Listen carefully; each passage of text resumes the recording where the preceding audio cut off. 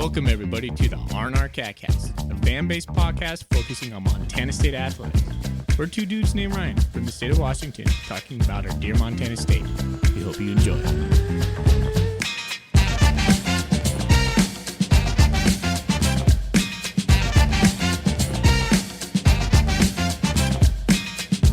All right, welcome back, Bobcat fans. Thanks for joining us on another episode of the R&R CatCast. I'm one of your hosts, Ryan Foley. He's your host, Ryan Thornburg. We are the Ryans of the R&R, the Montana State affiliate of the Big Sky Podcast Network.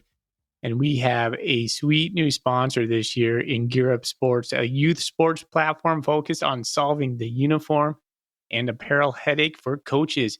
If you're a youth or high school sports team, need uniforms or player packs, please contact them at www.gearupwithus.com and make sure to mention the R&R CatCast. Thanks to Gear Up for being our sponsor this year. Thorny, we're here to recap. What was it? Homecoming? It was homecoming last week. Yes. Holy cow. That was lost on me for just a split second. Portland State. There is no game this week. It's a bye week, so we will have a couple episodes coming up. I think that's really it. We're going to talk Portland State one more time. Yeah, that game totally deserves its own episode. It's a little bit of I tried to lay the sarcasm on extremely thick there, but yeah, it kind of just turns out that this is all we're going to talk about here. Well, we have a gaggle of Golden Coolie questions, which is awesome. So we'll dive into those. The only scripted talking point, I guess you could say. All right, but that's really it. I mean, we have the FCS stats come out, so we'll talk about the polls, which is a good thing. Mm-hmm. And Montana State's number 2. Let's go. Up. Man, that feels good. That feels really good. I was thinking today, remember when we cracked the top 25 back in the Kramer years? And we're like, yes, we're getting votes. We cracked the top 25. Now we're number 2 team in the nation. That's so awesome. Come a long way in our fandom. That's for sure. Absolutely. But there was no press conference today, so no specific news, no injury news. That will come out next Monday when we preview Cal Poly, the juggernaut that Cal Poly is. That might be even a less exciting episode than this episode. Yeah. And then Ryan and I are going to break down kind of conference stuff and predictions, but I don't think that's coming tonight. That will be something separate. No, I want to revisit our initial predictions. We did a prediction episode that we penciled out win-loss for every single team in the Big Sky. And I think it'd be fun to go look at the rankings now and then talk about that team top to bottom and then talk about where we had them ranked and if we still feel the same way and all that good stuff. But yeah, I think that's probably going to come later. Maybe it'll be a separate episode later this week, or maybe we'll roll it into the Cal Poly one, because I don't think there'll be a lot of preview talk about Cal Poly. That would be my guess. Nope. And yeah, that'll be something to chew on. You know, after Cal Poly, we're looking at some tough games, but yeah, don't put the cart before the horse on that. Never do. All right, let's do this segment. We always talk about what's in our Golden Coolie. What's in your Golden Coolie? What's in your Golden Coolie is brought to you by Wilbur Ellis. Go to them for all your farming equipment and fertilizer needs in the Golden Triangle. Ryan and I kind of from that area a little bit, so we know. Go see those guys. They'll take care of you. All right. Bully, I'm not feeling real good today. I have a sparkling water in my Golden Coolie. I'm going to go ahead and talk about it. I wasn't going to, but let's do it for fun. It's Waterloo, a brand that I have no idea what that is. It's a blackberry lemonade. But as with any sparkling water, if you gave me 20 different flavors of sparkling water and told me to guess what this is, I would guess 0 of them. Because they all just taste like somebody spritzed some sort of flavor into it, but an unidentifiable flavor has been spritzed in my sparkling water. Oh my gosh. I was just thinking of a new segment with us, Blindfold Thorny. Give him like 4 different LaCroix. Figure out guess the flavors. I mean, I don't have a sense of smell, so admittedly my palate's probably not very refined. But like Skittles, M&Ms, man, they all taste the same to me. So I imagine, yeah, sparkling waters all taste the same. Yeah, I always forget that you can't smell. Yeah, that must affect your taste a lot. Yeah, I imagine it does, but I wouldn't be an overweight dude if I couldn't taste anything. Tell you that much. Have you always not had a sense of smell? As long as I can remember, yeah. All right. I cannot smell Probably what the helped rock you is during cooking. It was a tough time in my life. I was gonna say it probably helped you during the baby stage when you were changing all those diapers. Sort of, because the wife's like, "Oh, you can't smell. You go deal with it," which is Oh, true. man. But I still can visually see it. It's Fair. super gross. Cheers to not changing diapers anymore, right? That stage is done. All right. Let's see. I did put more thought into this. I've been convicting myself about it, not just going with the Ranier every week. I have the Porch Glow, one of my go-tos though. Porch Glow Amber, no library here in Spokane, Washington. I love ambers, man. Oktoberfest is out right now. Have you had any Oktoberfest lately? Oh no, I saw that at Costco. Costco always has the Sam Adams, I believe, which I like. Isn't that the one you love? You always talk about it. Yeah, I like it. I didn't buy it though, but yes, I think it's Oktoberfest season. I just haven't had any yet. Yeah. All right. And good choice on the amber. Lovely. Lovely. Alrighty. Well, I think what we'll do today is we're just going right into the stats, man. Our stats lovers. Yeah. I know there's some out there. Some guys talk to me and they're like, "Man, I love when Thornton gives the stats." Really? And I think that's what makes this a good combo. You're such a stat guy, and I'm more of the narrative guy. I've always feel like this segment, like people just have to hate it. Like who likes having stats read out loud to you? I just feel like we have to. We should. But hey, some feedback. All right. It gives me some motivation. That gives me some juice. All right, here we go. The Bobcats on homecoming, 38-22 over Portland State in a game. Was it that close as the score? We'll get into that. I'm curious to see if you think it was as close as the score indicated or not. We were actually out first downed by Portland State. They had 21 first downs to the Bobcats 18, but Portland State just 5 for 13 on third down and 1 for 2 on fourth down. So the Bobcat conversion defense continues to be strong. The Cats were 4 for 7 on third down, only 7 attempts, but over 50%. That's a good clip there. Cats 456 yards of total offense, 143 through the air, and 313 on the ground. A over 300 performance. We should have like a special milestone, like a little sound bite when we have over 300 yards on the ground, because that's kind of like the barometer, right? Like a little bell ding, yeah. Ding. Yeah, we got to come up with something clever there. We are so clever. 127 yards for Portland State through the air and 184 yards on the ground. A lot of that, I'm sure, when you get into individual stats, would be Dante Chachere. 5 penalties on Portland State for 40 yards. 6 penalties for 65 damn yards for the Bobcats. Just looking at that makes my blood boil, just remembering how it all transpired. 2 turnovers by Portland State, 2 interceptions. Bobcats took care of the football, 0 turnovers. And Portland State held on to the ball for a long time, 34 minutes to just 25 or 26 for the Cats, but doesn't matter in the end. So there you go. Couple more stats team for stats. Take it away. Yeah, we got some red zone. So Portland State was 2 for 2 in the red zone. Both Dante Chachere had one outside of the red zone. The late touchdown was the second one. Montana State was 5 for 6 in the red zone. Portland State had 0 sacks. Montana State, can you guess how many sacks we had? I told you during the game. Oh, I don't remember. Was it 4 or 5? 5. It's 5 sacks for 28 yards. And Portland State punted 3 times for 151 yards. Their punter was going deep on us. 50 yards an average. That's good.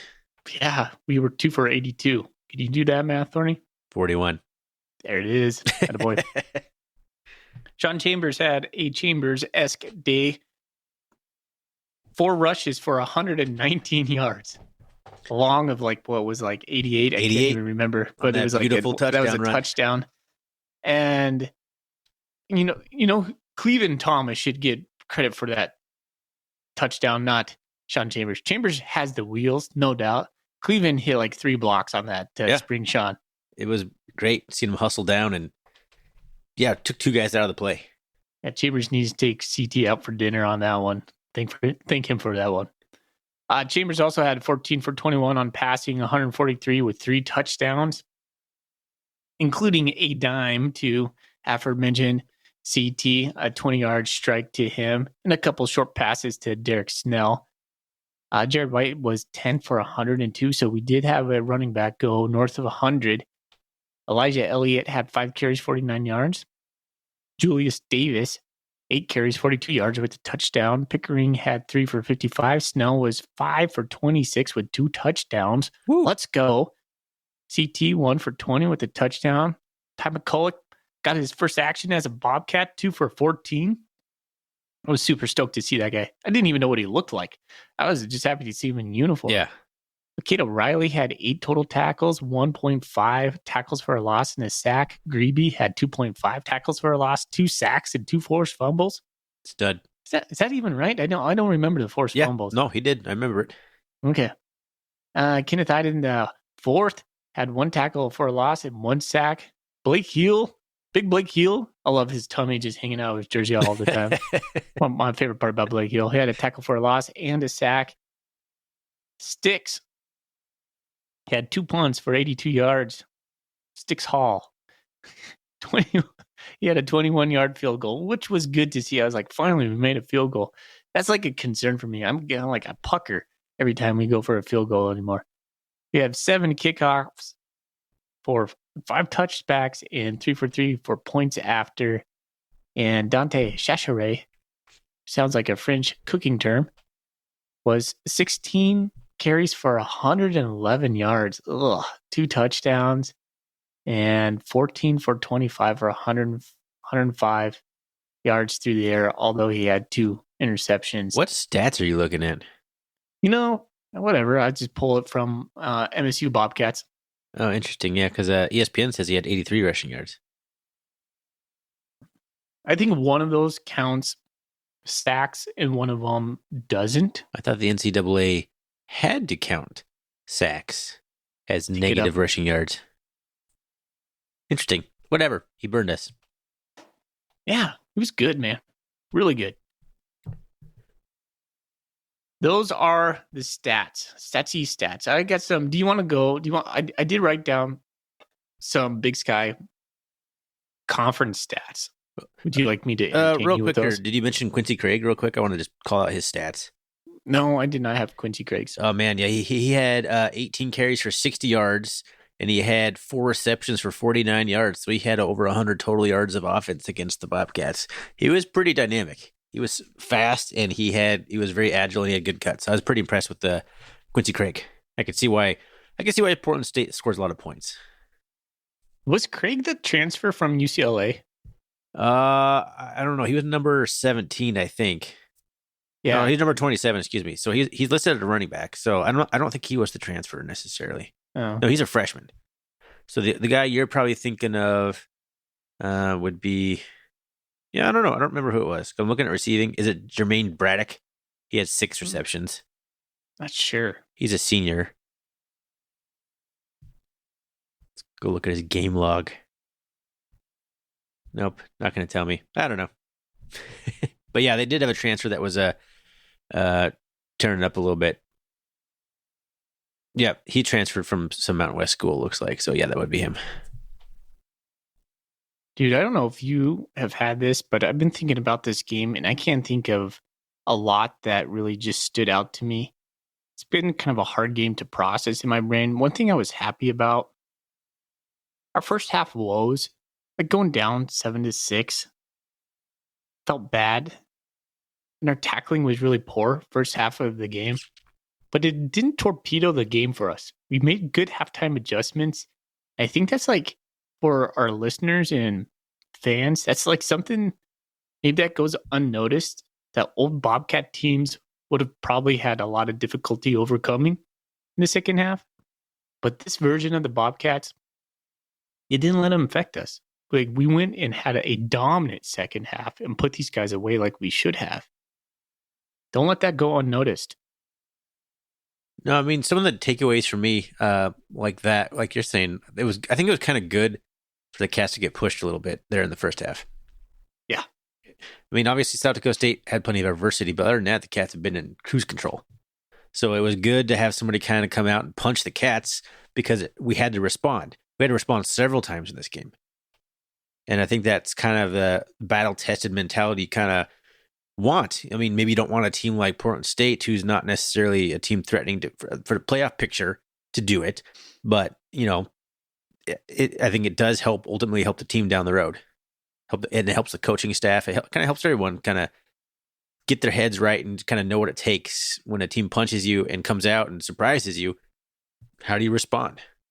And when things don't go your way, like penalty after penalty against the Cats, whether they're warranted or not, that happens sometimes. Referees are going to have calls against your team. How do you respond? How do you respond when your top running back, Julius Davis, is like limited? How do you respond? I mean, we had lots of things kind of stacked against us in this game a little bit, and the Cats responded, and it gives me hope that, this is a team that can continue and has that mental fortitude to progress into the playoffs. Nolan Askelson gets a targeting. That was a basically phantom call. That was so bad, man. Yeah. So many times in football when it's against your team, I'm so like logical and like reasonably reasonable, I guess. You can see like, okay, I could see why, all Cat fans are angry, but I can see why they did this. That was so lame. Like they basically, he slid at the same time that Askelson dove, and his face mask like grazed the top of his helmet. It wasn't even like, I don't know. Makes you wonder why we have instant replay. If that's what they're seeing, like, what are we doing? Why did they review it? There was no penalty called on the field. So what prompted the officials to even like review that? How does that even transpire? Was Bruce Barnum over there like, hey, you guys need to go look at that? Oh, that's a terrible Bruce Barnum impression, but is he the one complaining? Like, go look at that, see if there's a targeting? Like, how does that happen? That's the part of all targeting fouls indicated or reviewed, but it wasn't a penalty. Oh, you're right. So that's the, like, if they would have called a penalty and then went to confirm that, then that's one thing. They just like seemingly, oh, hold on now, let's go take a look at this. I don't get it. There's a lot of chatter about the guy in the white hat, the head referee. Is he a redhead? No, he's not. But he is. He has torpedoed some of our games before.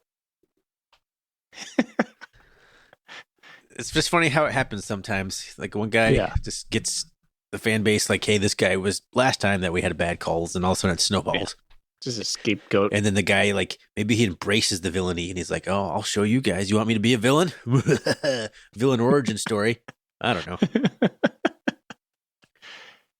But on Portland State real quick, it would not be surprised to me if they show up at the end of the season with like a 7-4 record somewhere. Let's see what they got going on. Yeah, let's take a look at their schedule. Yeah, they got to open right now. And then they go to Northern Arizona. Then they play Idaho State at home. Eastern at home. And they go to Davis. And then they play at Montana. No. And they play in Portland or in Hillsboro against the Grizz. Oh, so the yeah. Grizz got to go on the road. That's right. The Grizz have to go on the road to Portland State right before Cat Grizz. And then they finish at Northern Colorado, which is like a game nobody will pay attention to at the end. But Portland State, I thought they were better than I thought they were going to be. Like, I keep coming back to the term pesky. Pesky seems like a good term for these guys. Like you said, they had some really dynamic players. They just didn't have the number of dynamic players that we have. Like Montana State has players like that all over the field. They had, 4 or 5 of them. Yep. And they had some elite speed for sure, but they just couldn't string together enough plays before kind of unraveling. I think the interceptions and the stripped fumbles and things kind of, spiraled out of control for them, but they hung in there. That takes like a perfect game for a team like that to come into like Bozeman and Bobcat Stadium and get a win. But they came closer than you would like, perhaps in some ways. Well, think about this, Ryan. That one drive where we aided them all down the field. If we got off the field, if Brody Greavy does not commit that personal foul on third down, where we stop them, does the game even remotely look like it does? Are we in cruise control because we just went 3 and out and then we drive down the field, score? Yeah, it's possible. There was very few possessions by the Bobcats in that first half, I feel. Yeah. And a lot of that was one drive that lasted forever. Which drive was on that drive? Yeah, I was actually going to go. I'm taking a look. Let's see. That must have been the 9-play, 75 yards, 3 minutes and 25 seconds. It seems like it would have been longer than that. Maybe it just felt like 10 minutes. But I think that's probably the one. Targeting on Nolan Askelson. Yeah. Ugh. Unnecessary roughness on Rylan Ort. I don't even remember that one. Pass interference. Ugh. Yeah. The pass interference was also questionable. Very questionable. But that happens. I mean, pass interference, they're going to get called defensive backs once in a while, but didn't look like he did very much. John Johnson. Yeah, he got the revenge late in the game, though, with the nice interception where he basically turned to the receiver and caught like an over-the-shoulder pass. It was a nice interception. Yeah, way to get his eyes turned around. A lot of the time, defensive backs won't do that. So, nice on him. I really like our secondary. I like our cornerbacks. I think they're playing at a really high level. Didn't see that coming. No. Was this the season or was it last season we had guys like Zambrano transfer out? Was there a lot of attrition last season? I can't remember. Maybe that's 2 seasons ago, but just coming in, like you just weren't quite sure. I think a lot of people had that pegged as kind of a question mark, but I don't think it's a question mark at all. Especially the safeties, but the cornerbacks, I think they're really coming along too. Because Simeon Woodard did not even play in this game, right? Nope, he didn't. Got to see Powdrell make a couple plays. He's electric. Is he the one? Did he blow a play up? He did. Yeah. Is he number 0? I think he's like 1 or 2. I don't think he's 0. Zero's Stillwell. Blake Stillwell. Stillwell. That's who I was getting him confused with. Stillwell and Powdrell. Similar names, both new faces to the team, and one's 0 and one's 1. I'm not certain on Powdrell. I'll look that up. I should have a roster in front of me. I don't. Also, did Drew Polidor get hurt in this game? Not that I know. There was one play I thought he was like got up gingerly, and I didn't pay enough attention to remember if he came back in or not. Must not have been because I haven't seen anything about it on Bobcat Nation, but I do remember him like getting dinged up a little at one point. Wouldn't be surprised. The guy plays vicious. Powdrell's number 1. Stillwell 0. I didn't really talk about the football rankings. Should we talk about the rankings? Anything really else you want to talk about this game? Well, yeah, we're kind of getting into it. Well, now that you kind of wrapped it up like that, I don't know. I don't know where to go now. That was a very. I think we'll get some awkward. more talk about it when we get into the Bobcat, the Golden Coolie questions. Okay, sounds good. All right, Bobcats. We're waiting for this one. FCS Stats Perform, which is this really just Craig Haley's baby? Yeah, for sure. Okay. I mean, it's not just Craig Haley. He has like a panel of people and voters and stuff, but yeah. Yeah, and I went on his website today and I saw all those postings or all the voters in that. Riley Corcoran, the voice of the Grizz, is one of the voters. Not going to say much about that. Number 1, South Dakota State. They were on idle. Maintained their first place. Montana State. Your Montana State Bobcats. Let's go. Number 2 in the nation. 4-1. Idaho Vandals. Previously number 4 are now number 3. Man. And Sac State is number 4. So your Big Sky Conference, number 2, 3, and 4. Boom. Right there. It was kind of crazy to see to me a little bit Sac State being number 4 after losing to Idaho and then squeaking out a victory against Northern Arizona. I guess that's what happens when a whole bunch of teams in like the top 7 lose, though. Do you think Sac State's at the same level as Montana State? I don't think so, but... Do you think Idaho is the same level as Montana State? Are we in the same tier? It's possible. It's possible. They don't look like they're good enough on defense, though, to be in the same tier. Yeah. Yeah. It's close, though, right? It's really close. Yeah, I think either one of those games is going to be pretty difficult for the Bobcats to win on the road. Okay, so wrapping it up, let's see. Weber State maintains at 13. Let's see, North Dakota State fell from number 2 down to number 7 after losing to South Dakota This State. poll was a base... South Dakota. The results of this poll were basically some teams that shouldn't have moved up in normal week probably wouldn't have moved up, but this week was just about just winning. Because plenty of teams in the top 25 did not win. So if you beat your unranked 1-4 opponent by 3, that's good enough to move up in the rankings this week. Like Weber State hanging on for dear life, beating Northern Colorado, gets to move up in the polls because so many people lost. Normally, the 3-point win or a 7-point last second win against Northern Colorado might actually hurt you in the rankings, but not this week. Or winning with like 20 or an 8-point win for Montana. Yeah, exactly.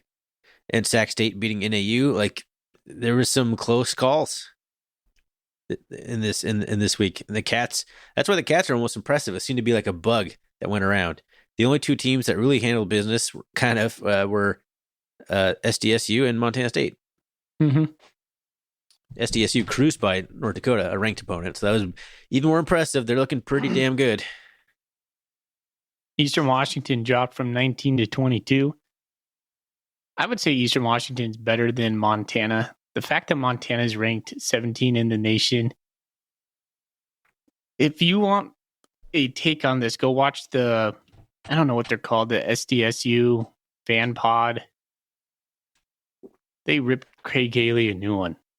Like, they were like, how the hell do the Grizzlies stay in the top 25? Yeah. After losing to Northern Arizona. And they called it clickbait. The guy just went off. And he it's quite funny. Like, but essentially clickbait to keep Montana in there for name recognition. And he was torqued because he's like, you're really messing with teams, young men who play as hard as they can to make the playoffs. And his plight was, hey, you kept Montana in this poll just to get some clickbait. Yeah, just drop some controversy and get people talking about your poll. Or Sam Herder's he publishes his poll every week.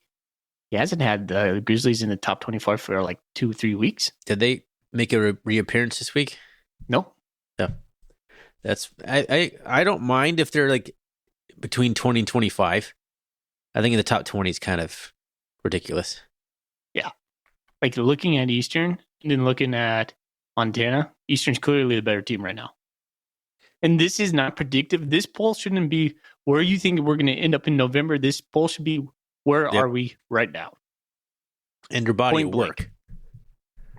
So I think it's different than a power ranking because a power ranking I think can change drastically from week to week. You got to kind of take in their whole body of work to this point into account. Now, how much you want to weigh that is probably up to every single voter and every single poll on the planet. Everyone's going to kind of weigh that differently.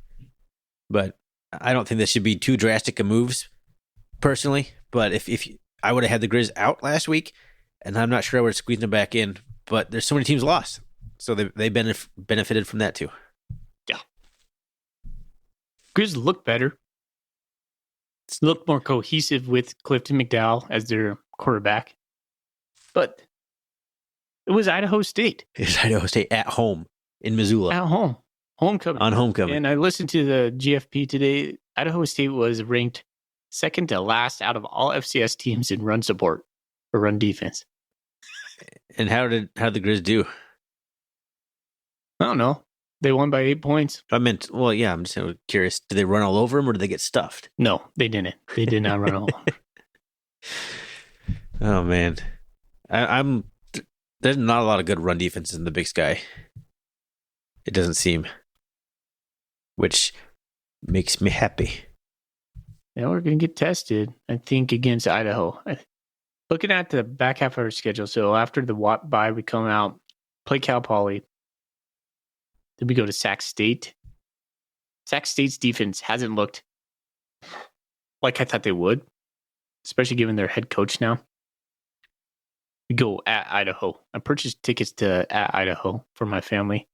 $15. Tons of tickets left. Want to know what the fees for each of those tickets for?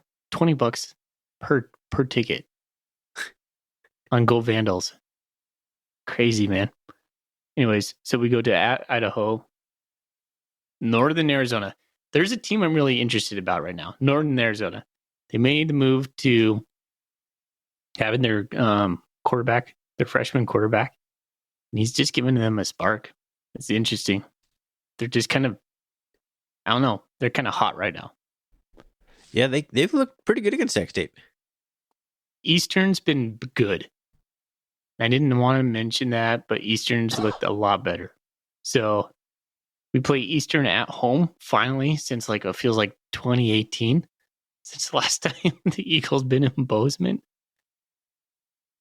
And then we play Montana. Cat Grizz. So I say we put a pin in this discussion because I think we planned on talking about this next week, right? Yeah, I was going off the rails. And here we are all of a sudden just talking a whole bunch about the Big Sky Conference. So that might be a good time to wrap up the episode. I don't know. I guess, no, it's a good time to go to the Golden Coolie questions, I think. Let's push this along. Let's cruise past that little Big Sky Conference discussion. Get in some Coolie questions. All right. I'm going to send a Golden Coolie out tomorrow. It's already setting upstairs. I love it. Where do we start? It's always nice when you ask the question because it's like a good place to scroll to. Okay. Yep, got it. Bleeding Blue.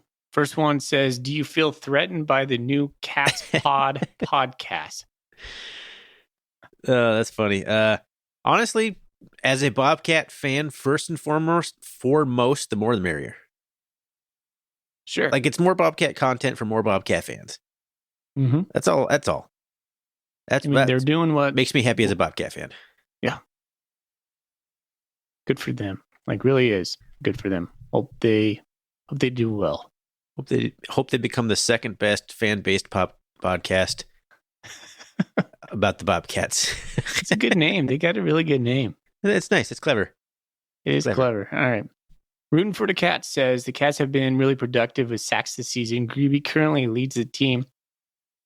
Which Bobcat do you see finishing the season leading in sacks? If you would have asked me this before the season, I was thinking Kenneth Iden. I think it might be Brody Greeby. It's got to be Greeby, man. He's turning it to another level. Yeah, this year. Last year felt like kind of a step back for him compared to when he was a freshman, but seems like he's kind of regained some of that this year. I don't know if he got a little bit of magic. His body right this year. Like, he may put on too much mass last year. I know we talked about that. We were concerned, like, did he just get too heavy too fast? He lost some of that explosiveness. I don't know. It seems to be the good combination this year because he seems to look plenty strong and explosive. Mm-hmm. It was just another year in the weight room. Also looked like he was wearing a medium jersey last year. Just saying. I don't know what that means. It's just like, it's just too small. Just looked like he was busting out of it. Anyways, Prodigal Cat. Hold on, time out. How do you like Blake Heel's belly hanging out, but you don't like Brody Greeby wearing too tight of a shirt? Well, Blake Heel looks like a big teddy bear.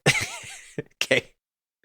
I'm just trying to understand the logic of he's got the Pooh Bear ill-fitting clothing. He's got the Pooh Bear tummy where his shirt's just a little too high. You're just like, oh. You just want to poke it and like Pillsbury Doughboy. Mm-hmm. Yeah. I mean, it's like big hairy tummy, but yeah, I'd still poke it probably. Oh, man.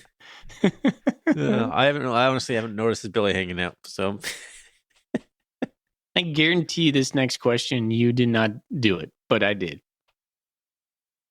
I took some time to write it out. So Prodigal Cat went on and he put all these beer styles and he says rank them. So he puts that out: IPA, brown ale, pale ale, Mexican lager, hazy IPA, Oktoberfest, stout, Scotch, and Heffy. I assume that was in random order, unless that's Prodigal Cat's preference. Doesn't Here's matter. a fully breakdown. Number one for me is I'm trying not to burp. Pale ale, number one. Maybe I should have went from the bottom. Let's do that. Let's go back up to the top. Wait, what? My least favorite beer, Okay. Scotch ale. Too boozy.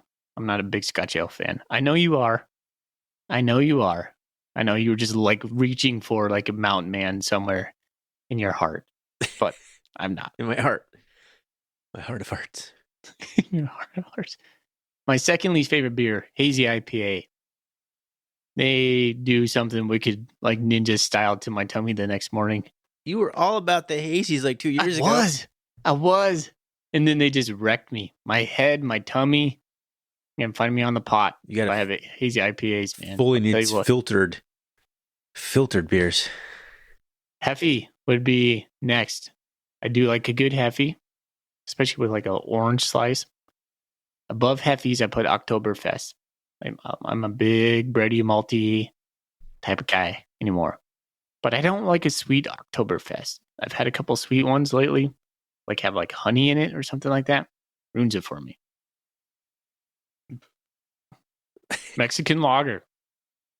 Mexican lager is shooting up my list. They're probably like my Northern Arizona of beers this year, where I'm like, man, I really like a good Mexican lager. I like them salty too. I like a little bit of a salt flavor in there.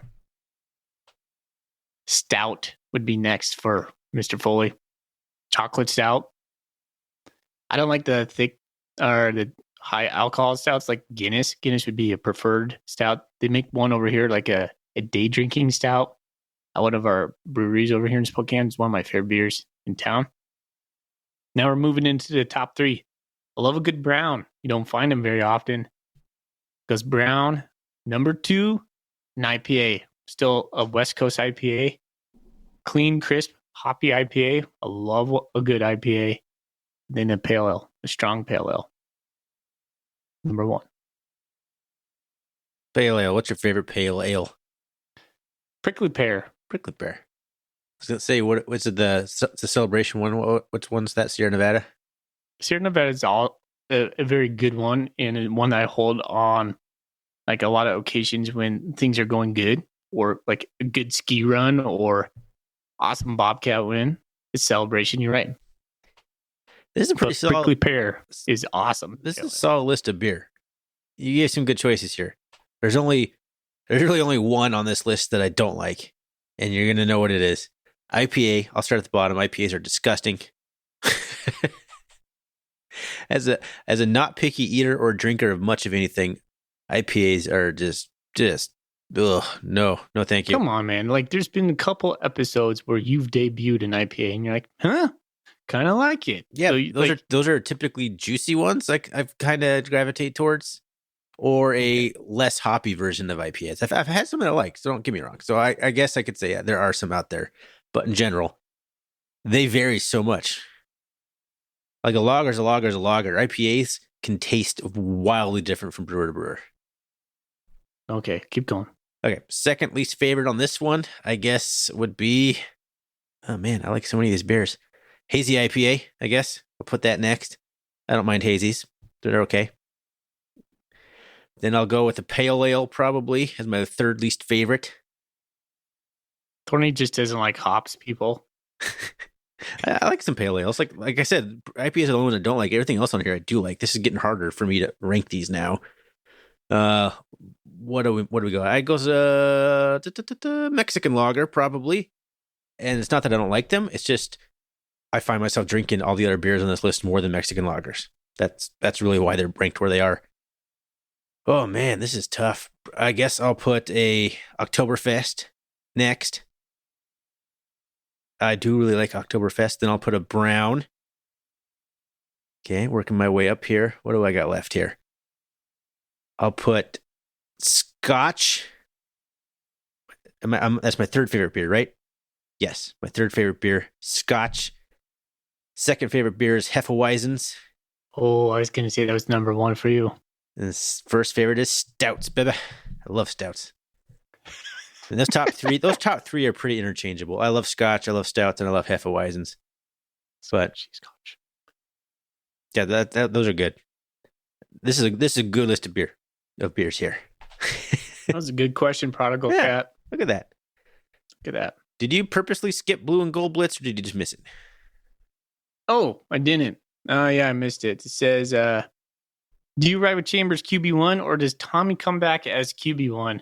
With a few Big Sky teams showing a little better than expected, how do you rank the remaining games the Bobcats have left by difficulty? How about we shelf that second one for when we're coming back? We just have to remember that. Man, he asked he just threw this grenade.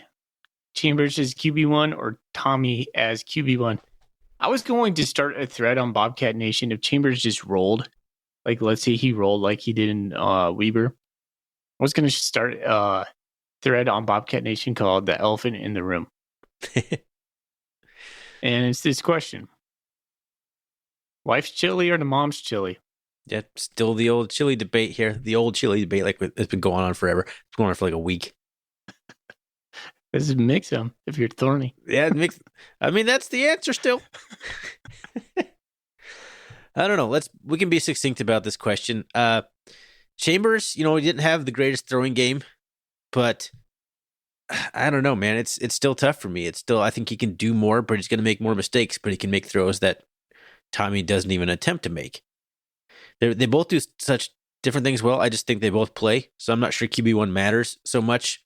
So I would just like to see more Chambers at QB1, but thinking back about the leadership style, maybe Tommy is just QB1 just because he's the leader. But I'd like to see Chambers more involved than just goal line Chambers. I'm going with the wife's chili here. I'm going with Chambers as QB1. I can't not come back to it. I just think he's more dynamic. He's got the legs. Look how fast he is.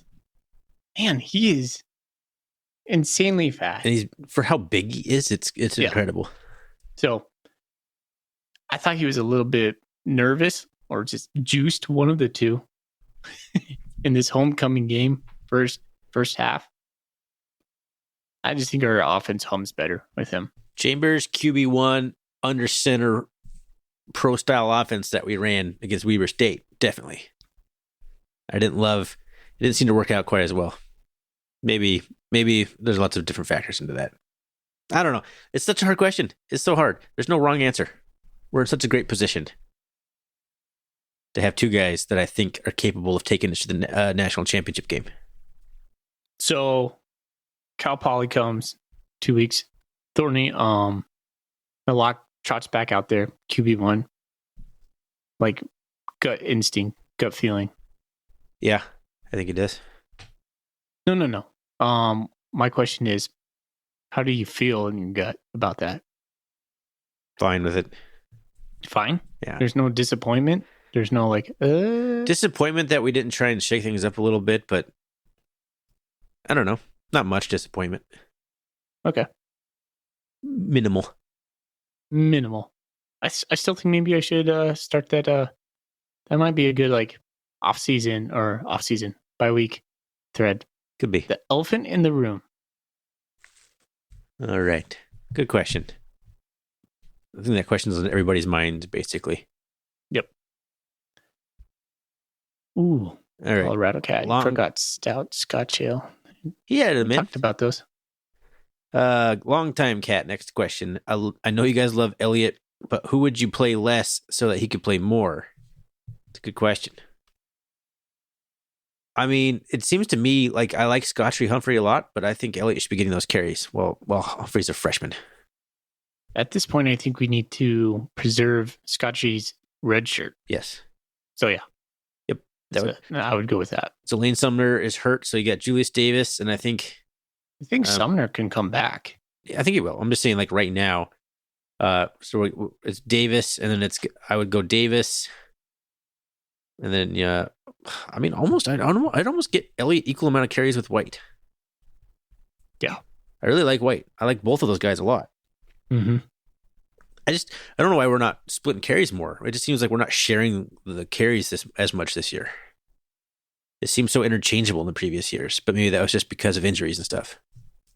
Maybe now that we have a bell cow type guy with Julius Davis, that's what ultimately Vegan and or Housewright want to do. And by the way, I love the way Davis runs. We haven't talked a lot about that guy. No.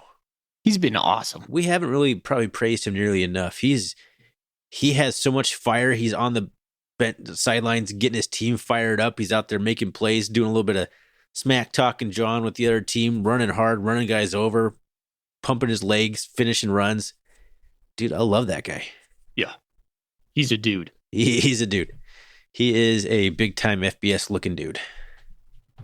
What year is he? I think he's a junior. Oh, nice. Sweet. He's 23, right? Is that his number? No, what is his number? Goodness. Dyslexic. 32.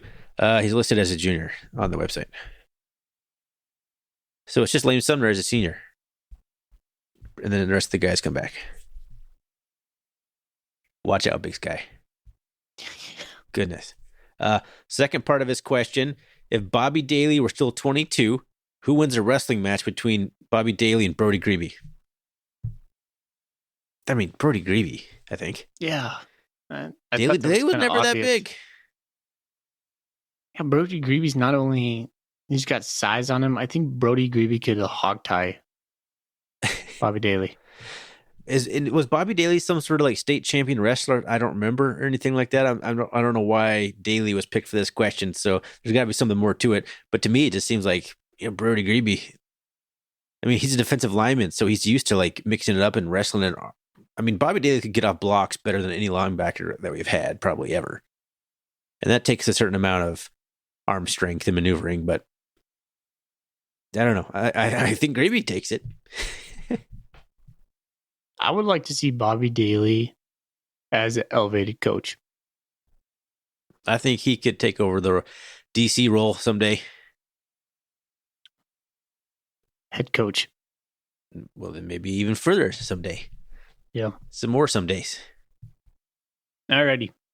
Good question. Yeah. Good question. Rolling down. Missoula Cat Fan asked us, how about another one? Seabass versus Minter. Ooh. Now that one I think is pretty evenly matched. I think Valdez has got to be stronger than Minter, but Minter's quicker. Yep. Minter had very fast feet. For his size and his agility and speed was ridiculous. He was like a unicorn of a dude. It's like this huge dude with just fleet of feet. It's a wrecking ball. I always remember that like pick six he had, just booking it down the sideline like a giant fullback. Oh my gosh. If maybe we should link it in our show notes. Do we even have show notes? I don't know. We can have show notes. We could put a I've never link heard to you the say episode show where notes in this entire podcast. Yeah, where we interviewed Zach Minter. That was one of the funniest episodes we've ever done because he has some hilarious stories. He talks about the time he punted and had kicking duties. Uh-huh. Yeah, Cat fans who were from that era will remember that because it was very memorable. There's a swine flu going around. And Zach Minter had to pull kicking duties. And he had to kick away from Taiwan Jones. That guy for Taiwan Jones. And the coach is like, kick it away from Taiwan Jones. He's like, dude, I'm just trying to kick the ball. He's like, we want you to kick right. And Zach's like, what the hell? I'm just trying to kick it down the field, man. Oh my gosh, I remember seeing that on TV, being like, is Zach Minter kicking the ball? Like, what the heck? Jeez, that was going on right how bad was that we were down to like, we didn't punt because that was Eastern Washington, right? We didn't punt. Oh, No, I Or think that was a different Eastern game. We didn't kick a field That goal. was a Dakota Brew Cup game. Gosh, funny. Well, that's what I'm saying. Like, we didn't. Well, it was field goals. We didn't attempt field goals. We went for it on fourth down every time because we didn't have a field goal kicker. Oh, that was such a funny interview. There's some other stories about him being an intern. Cats 2506 did mention that Tucker would take care of either one of those guys in the wrestling match. Tucker Yates. Yeah, he was a state champion. He was a very good wrestler in high school. Yeah, absolutely. And yeah, he was a mean kid on the defensive line. I would bet money on Tucker Yates for sure. All right, you want to read the next one from MT football? Well, that one's getting into the conference again. I'm going to hold that one for our next episode. Oh my gosh, this is all about me right now. Judith Basin Cat, his third post, his or her third post. Regardless of the taste, what percentage of guys are picking their mom's chili over their wife's? Oh, it lives on. I mean, guys who don't want to sleep on their couch probably should pick their wife's chili. But that's the right answer, Thorny, is picking your wife's chili. I already said, gotta give love to the woman who brought me in this world. That's why I'm picking my mama's chili. I remember when we were going through our premarital counseling, and one of the sessions was like, when you get married, our pastor used this on context. He's like, you cleave and you leave. It's like, all right, I love my mom, but I'm picking my wife's chili. Okay, that's the easy choice. Well, in reality, my wife doesn't cook it at all. He says, what percentage? Let's get into that real quick. What percentage of guys are picking their mom's chili? Oh, that's a good question. I really don't know. Put that on the poll, man. But people would mix that up with Tommy and Chambers, the way we framed it. Plenty of mama's boys out there. Yeah, there are. There really are, including you. I don't know if it makes me a mama's boy that I eat my mom's chili or my wife's chili. Maybe it does. Self-proclaimed. You proclaimed. Like it. Nothing self-proclaimed about that. Vim. Buddy old Vim since 03. The best poster in the history of Bobcat Nation. if you had to pick one, Homecoming or Gold Rush, and why? Gold Rush, easy for me. Oh yeah, I was gonna say, my answer on this one, Gold Rush. It's unique to Montana State. I mean, sort of, I guess. I mean, colored things are not unique, but it's just become its own thing. We've just seen it grow every year.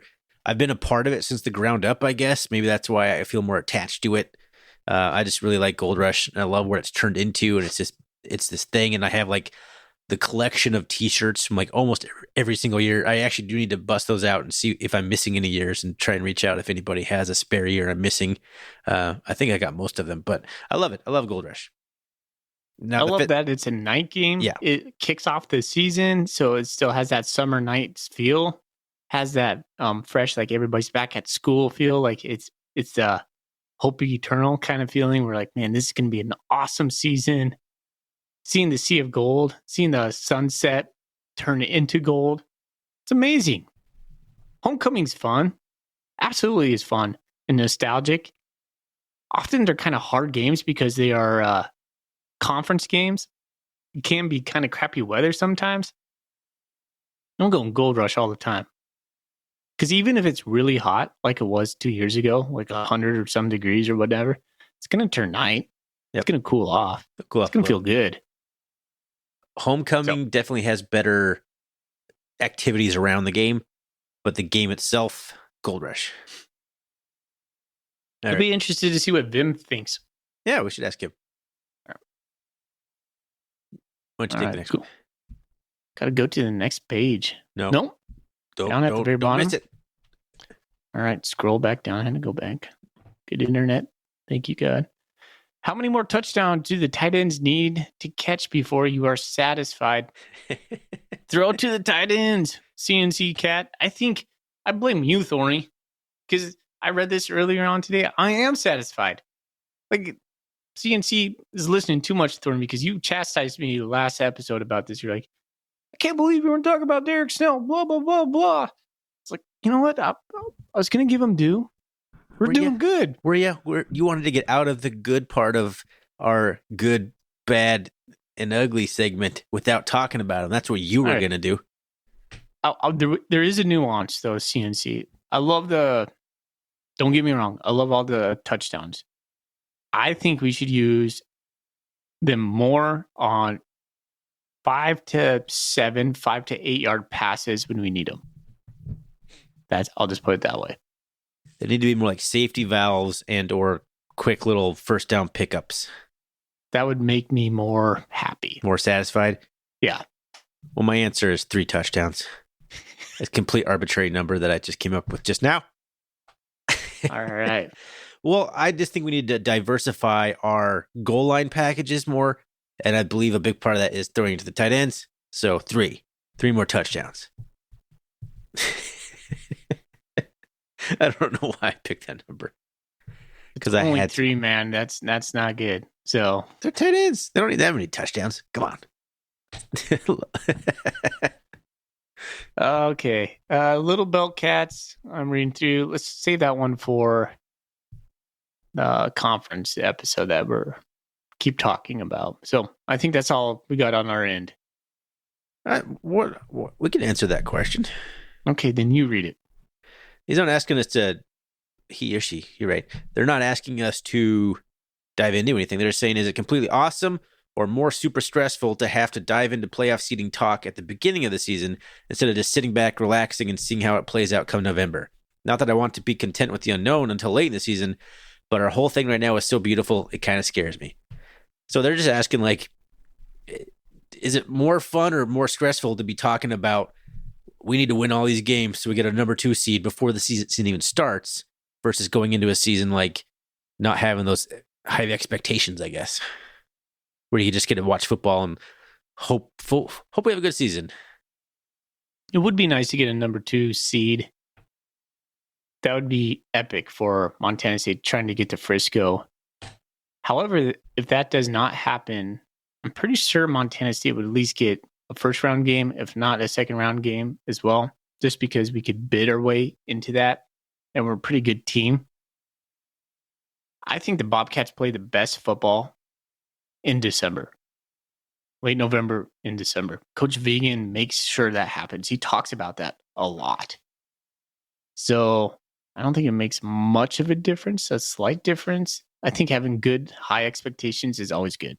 So I like talking about it now. It's a weird position for me to be talking about this so early because it's like definitely putting the cart before the horse type situation. But we're fans, and that I think that's okay for fans to do that. Some people like, oh no, focus on the next game and one game at a time. Like, we're fans, we can talk about whatever the hell we want at any time. It's not going to make a lick of difference to the team, you know. But I don't know. I actually like having the expectations and like talking about seeding and playoff discussions and playoff scenarios like week 1. I think that's where you want to be as a program. And maybe it's more stressful, like you might say, but I do think it's awesome. I'll go with the completely awesome part of that question. Because it means we've arrived on the national scene. All right. There's a lot of questions to pick. Who are we going to pick there? Oh, I know what I'm going to pick. You got is it the beer list? Yeah, Prodigal Cat. That's a great question, man. Straight to our beer drinking hearts. He knows how to placate us. Oh, man. All right. I don't know if he has one or not. It. I think pretty much everybody does, but always reach out, get another one. Why not? And if you have an older one, we got newer ones. And if you have an older one, we also have stickers, maybe since the last time you had one. So get yourself something new. We'll send you the swag. Okay. That's a good episode. I think we are done right about an hour. Look at us. Somehow stretched Portland State discussion into an hour, although granted, most of it wasn't Portland State discussion. But, all right. Anything else you want to say before we get out of here? Happy to go into the bye week. We'll talk about, is the bye week good? We'll talk about conference alignment, not alignment, conference breakdowns. Let's not even get into conference alignment. Conference please. results. Your results. And yeah, has our expectations for the cat changed now that the season's halfway through? Yep. And we're open to any other suggestions. So if you're listening this far into this podcast and you have anything we'd like to hear us talk about on the bye week or anything like that, shoot us a message and we'll consider doing that. So thanks everyone for listening. We really appreciate it. Look at that. That's like 2 in a row that I've not butchered. If you've been listening, you know what I'm talking about. Thanks to Gear Up Sports for being our awesome sponsor for this year. We appreciate that. Thanks to Wilbur Ellis for sponsoring the Golden Coolie segment. Much appreciated as well. You can find us on the web, rrcatcast.com. You can find us on Twitter /X at rrcatcast. Instagram, rrcatcast. Email, rrcatcast@gmail.com. Man, I get tired of saying rrcatcast like 10 times in a row. But look at that consistent branding right there. Foley, let's get out of here, man. Go Cats. Go Cats. Go Cats.